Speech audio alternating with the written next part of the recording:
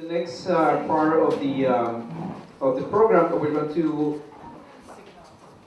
have a few case study presentations, and Michael Guy is going to show from Queensborough Community College. Is going to show as a course from mathematics. We have Jackie DeSanto from Hostos is going to show a course from education, and Edna Asknes from the MCC is going to show a course from nursing. And after this, we're going to be having a first panel discussion. We're going to have lunch. We're going to have another panel discussion after lunch. And what we want to do in the last part is small group discussions. We want to make sure that we, from all what we've been hearing in the morning, we're able to then work on different plans. We're going to be having, we prepared a set of working spaces for everybody, for every group, so that we want to make sure that all this information that we're capturing, we can use it and bring it to our campuses. So I'll explain more how this is going to work during the day, and feel free to ask any questions to our presenters in this case. And let's start. Start with Mike. Hi, good morning, everyone. I think this one works.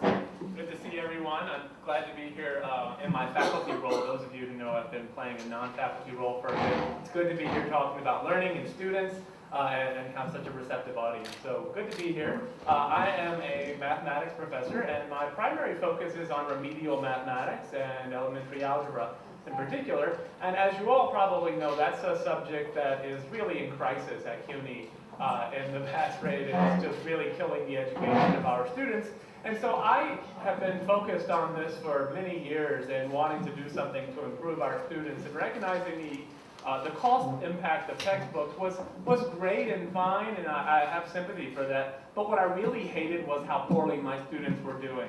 And when my collaborators and I got together to think about how we could improve the outcomes in our class, we realized that the textbook was in our way. It was actually stopping us from doing in the classroom what we wanted to do. So we became unwilling textbook authors. We didn't want to write a textbook. I would much rather just grab one on the shelf and run to class. How easy is that? But that just didn't work for us in our success. So we wrote a textbook. Here it is. This is an older edition. It took many semesters to get it to this case, and it's been evolved ever since. So I don't want anyone to think that we just did this on a weekend. All of these projects take refinement and collaboration over time. So there's a textbook. It's math. So that means it's got lots of cool stuff in it. Pictures, equations, graphs, all this stuff. I'm not going to talk about that, though. You can download this from the Academic Works. The CUNY Academic Works is where that's hosted. What I want to talk about instead are what are the things that we had to do to get our other colleagues to try to join us and work with our textbook as well. Because, again, we wanted to improve outcomes.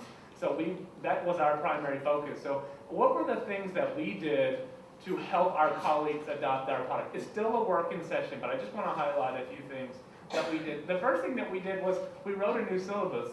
I know this sounds really simple, but our department has a very strict syllabus. It has to have these certain categories and these certain things filled in. So we wrote our for them, and we give this to them as a Word file. And there's some blanks. It says fill in, fill in, fill in. But otherwise, this document that has to be done before day one, we did it for them. So that was actually helpful.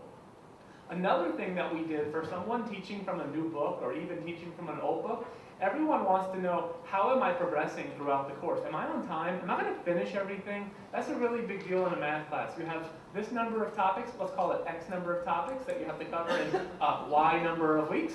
And so you need this to all happen in time, and it's kind of hard to gauge, so we made a calendar. This is every single class day that we think a student, of how you should progress through the course. It tells them exactly every class period. We included in here when tests and quizzes are going to be given. And not only did we include when tests or quizzes are going to be given, we made a schedule sheet for them to hand out to their students. When are the tests and quizzes given? What are covered on this test and quizzes? And how does this help them move towards the learning objectives for the final exam? So we have this, and we have a place here for students to keep track of their grade. Again, it's a ready-made handout that we give to our colleagues to help them get ready through the course. Of course, there's some flexibility in here. We didn't actually schedule every single class. There's a certain amount of room for that topic that takes a little bit longer. But from the beginning, it's good to know that everything is going to fit and how much time do you have. So that was nice. We also wrote the test for our students, for our faculty, and gave them quizzes and handouts. This is something that a lot of math faculty in particular, I know this varies by discipline, but there's a lot of test generators and things that help faculty create tests and assessments. So we did that. We wrote them one here, and we have a technological component that can help them refresh these questions if they want it as well. Another thing, because of technology, we made a handout for them on how their students could use our technology. So essentially, we wanted all of the new upfront work that a faculty member did adopting this, we wanted to do that for them, so that really they had to focus on the pedagogy and the way that we wanted to implement the course. So as you begin to think about more and more people doing what you're doing, it's easy for faculty to forget these other parts that go into a class. And it's been really great to work on those other aspects of things to help the message spread. So that's what I wanted to talk about, and I'm going to pass it over to my colleague here, Edna. Well, she's not, of course she's my colleague Edna from DMCC. Yes. Good morning, everyone. So, can you hear me? Yes. So I'm Edna Askness. I'm from the MCC. I am one of the nursing faculty, so great to be here. My situation is slightly different. So I wanted to talk about a couple of things: faculty, students, and some of the pearls and perils, and I'll try to switch that in very quickly. So initially, I am the only nursing faculty member who is currently using open education resources. There is another faculty member who does add on some things into her course, but it's not officially an OER course. So initially when I started, this spring will be my 4th semester teaching yay, and I'm still standing. I had faculty tell me all your students will fail. This will never work in nursing, it's going to be a disaster. And it wasn't, because the first group of students who took my course just graduated in January. So yay. And one of the nice things that we have in nursing for evidence is our students take national standardized exams every semester. So the first semester, my students actually exceeded the benchmark, which I thought, well, maybe that's just, great pedagogy, but probably not. Partly, I'm sure partly. But it was a strong group of students. Last semester, they didn't do as well. So, but when I trend them, and after this semester, I'll really be able to really look at the data. The students that I had last semester were academically overall a little weaker than that group. So we're getting to a point where we actually have some data to actually really look at. And having normed data, national data, is much better than just my exams and what I think and my perspective. So that's one thing. Pearls and perils. One of the things that really attracted me to open education resources is in nursing, in sciences, and technology, everything is changing so rapidly that our textbooks really are not keeping up. So what I found is that as I'm teaching, I constantly have to say, in your textbook on page 57, that is no longer the standard of care. We are now doing this. Because a textbook, even if it's current, a 2017 textbook really was written a couple of years ago, and standards have changed. So that was becoming really a drag for me with using the textbook. So I had started using other resources. So when this came to BMCC, I was the first one on that bandwagon. So this has really been great for me. It fits me personally, it fits my pedagogy, and it fits, in nursing we're very much into evidence-based practice. So it really gives me the opportunity to model that for my students, because that is how we want them to practice, not doing a procedure or something just because, oh, that's how Professor Askness said to do it, but because that is what the evidence shows. So it gives me a way to model that for my students, and it's good for my personal nursing practice as well. On the other hand, it does take time.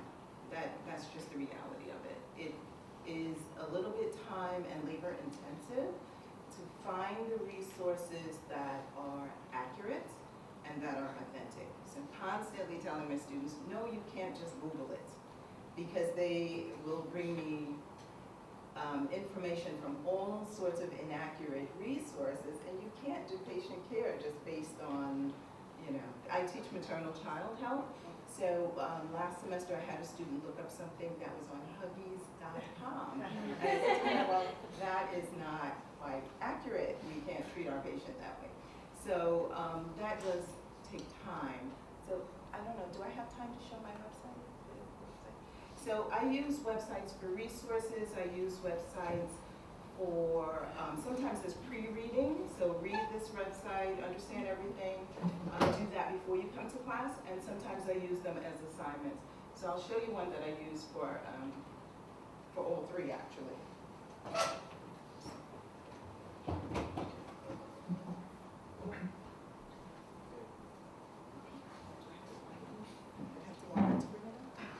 Is it on Blackboard? No, it's You on. just type in the website, go to the address bar. The one that I emailed. I emailed it. So Carlos, if you want to go to the resources page right at the bottom of the agenda.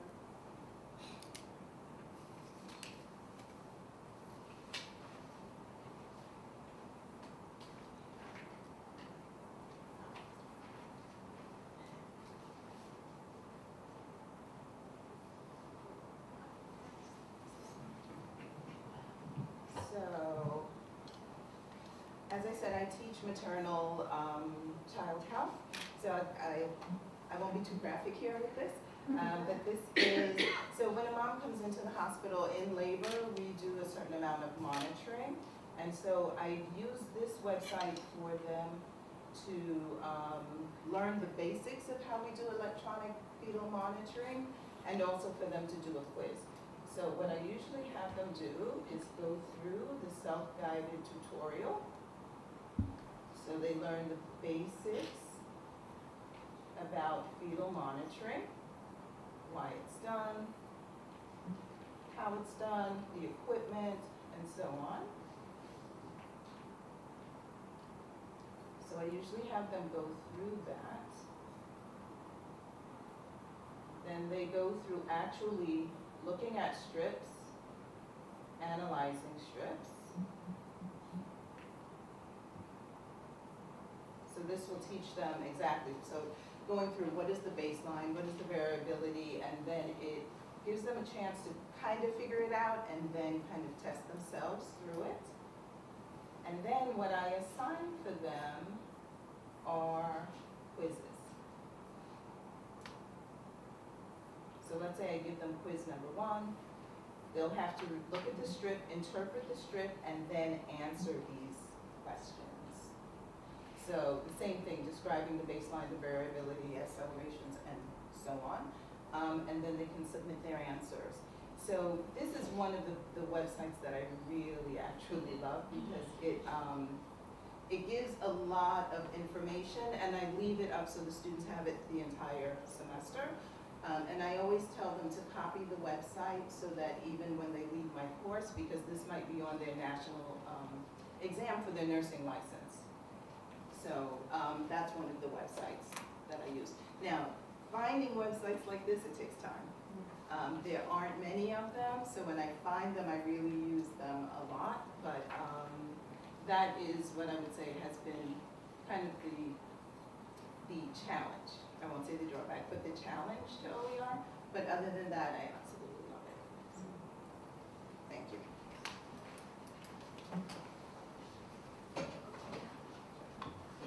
Hi, everybody. I'm Jackie DeSanto from Hostos. Welcome to Hostos, those of you that have been here before.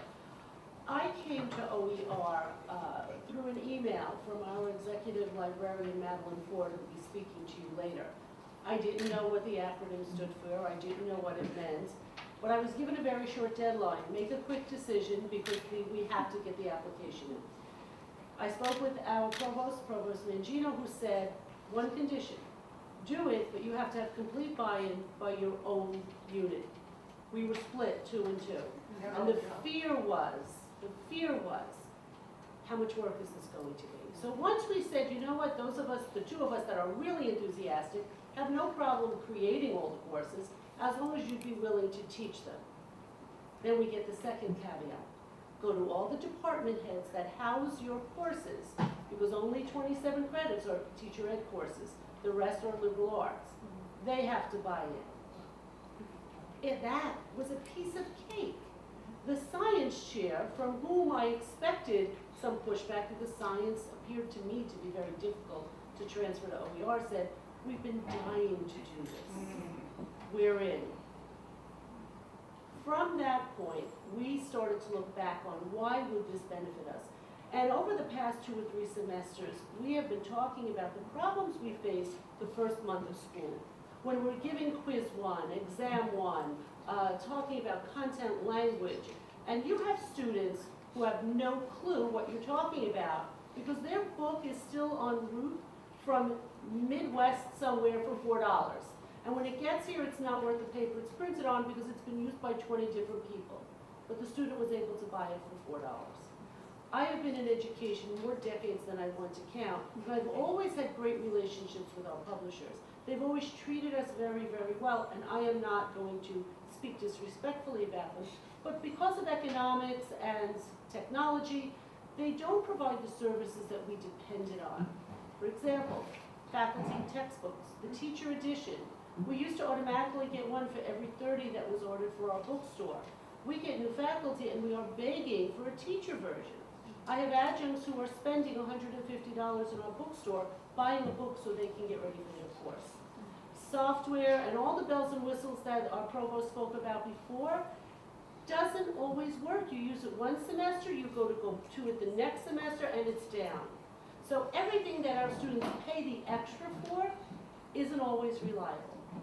At the end of the fall semester 2015, I had 4 students in my class who I was giving A's. Without even looking at the grades, I knew they were A students.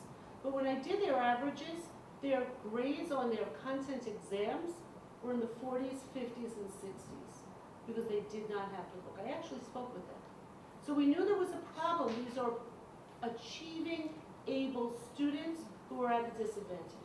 In our unit, we are an international designated learning style center, which means that we focus on the individual learner, and yet we can't do that because we can't meet the needs of our students who are facing financial difficulties getting ready for their class.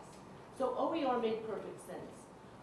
My journey into creating the course, I created the first of our education courses, it's a foundations course, was filled with nerves and trepidation, and I don't know if I can do this, because at the 3-day workshop that we attended in San Francisco, so intense that I only saw daylight for 4 minutes. I kid you not, I was outside for 4 minutes.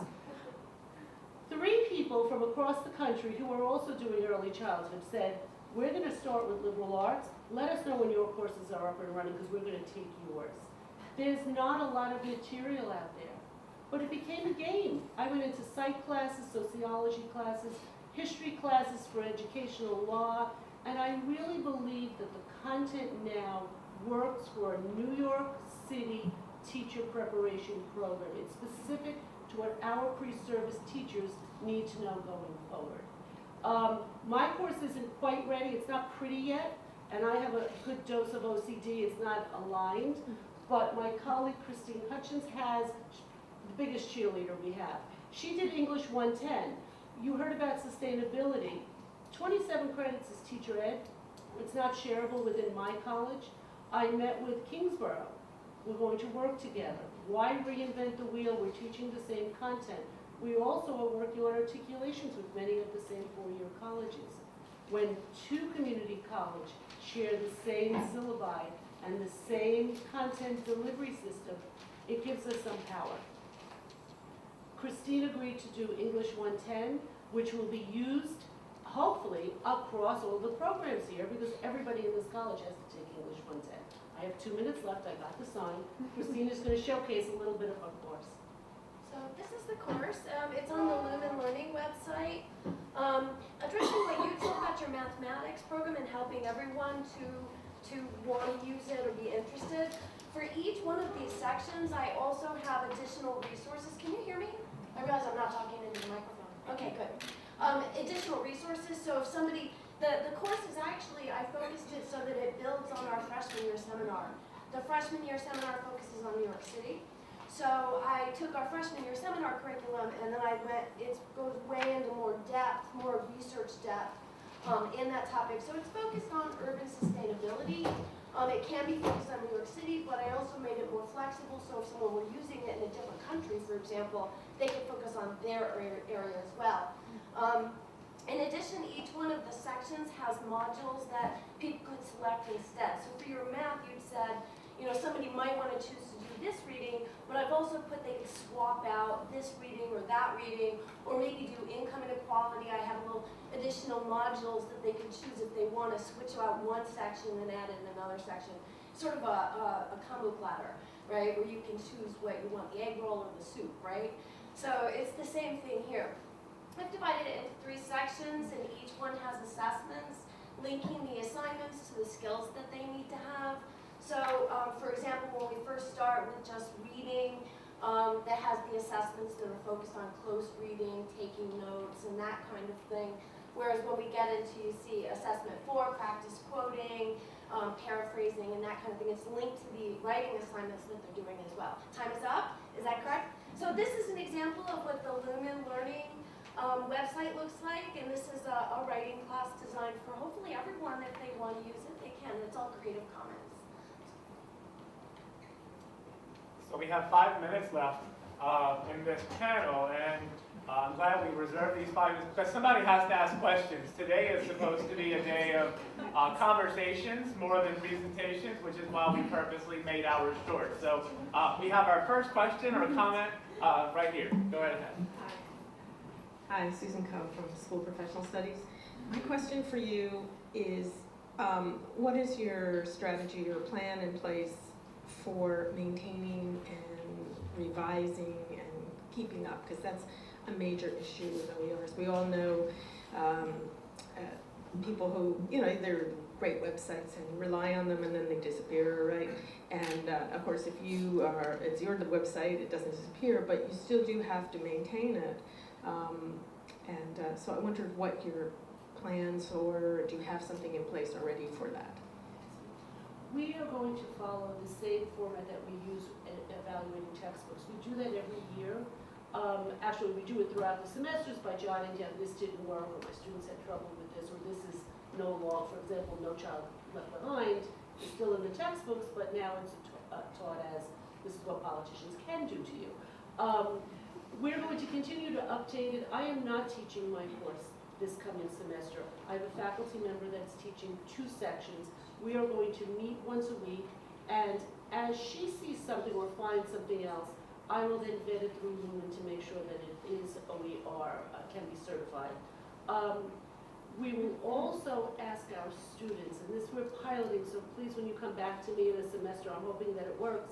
We're using this content in our teacher ed courses to be the jumping off point for student research, to take it a step further, find additional resources for us. Because as I said, we're trying to tailor it to future New York City teachers, and they often have their pulse on more materials than a publishing company would.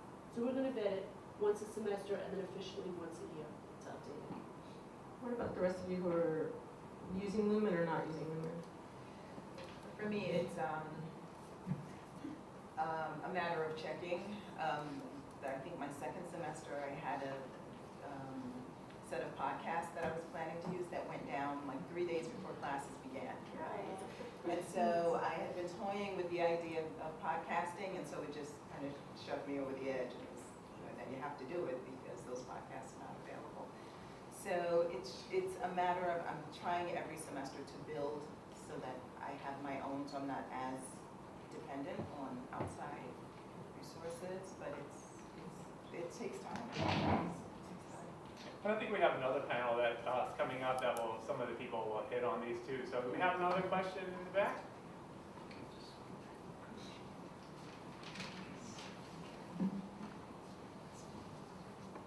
Hi, I just wanted to build on Susan's question. So it sounds like you teach in subject areas that require ongoing updating of material due to like regulatory and licensing issues. So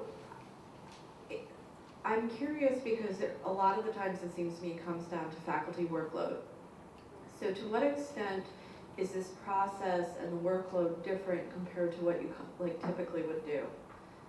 Well, I'll answer that on my part in that in my discipline, you think math doesn't change, but it doesn't change except that we change what we think is important and we change what we're teaching and we're aligned to the elementary algebra final exam, which does change. So, but I'll say I really do think it takes someone who's going to say, I'm committed to this, and a champion that's going to take ownership of the course. When we rewrote sections of this book to align to the new changes to the elementary algebra exam that went into place this semester. It really did take one or two people to own it and do something about it. And maybe some people in the panel coming later will talk about how technology makes that easier, but I do think it takes a champion and an owner for a book or for a class, for an OER, for a set of resources that owns it. And the more people you can get together to partner on that, you can start to subdivide. And I wrote this book practically by myself, but then I got someone else on board, and that person helped revise a lot of sections, and then this person did more. So I think it does feed itself if you can get more people involved in it and subdivide some of these tasks. Yes. Can I say something? Also, we haven't talked about it because it's kind of complicated, but the platform, the Lumens platform, this is another piece. There's actually a platform that this would require, this is where Central can come in handy because we're going to try to negotiate like a university-wide platform. But the platform, part of the service, and is that it keeps links updated, that it refreshes things, that it automates some of this stuff. So it's not like you're always having to worry about dead links. It actually does a lot of that for you. So that is part of it, but it's kind of beyond what we can talk about today. It's another kind of layer, but it's a very important part of it. So that is sort of built into the overall model, but even with that, you need to have champions, you know, at every campus that, like you would with any course manager, you always have to manage a course and make sure the materials are current and updated. The other point I would like to make is that Michael's book, you know, he's got it on Academic Works. You know, it's cited all over the world. I mean, this is a tenure and promotion issue. I mean, I think we have to start looking at, you create these resources, they're promoted, they're being used by people all over the planet. I mean, that will become citable references for faculty to use in the tenure and promotion process. And again, from the central perspective, and these are the kind of discussions we have around the provost table, you know, when we have those meetings. So this is being considered and thought about as we go through this. But Michael, I mean, his textbook's very widely known and used and cited and downloaded all over the world. So on that note, next. Yeah, so that's it for this panel. We're trying to stay on time here. So.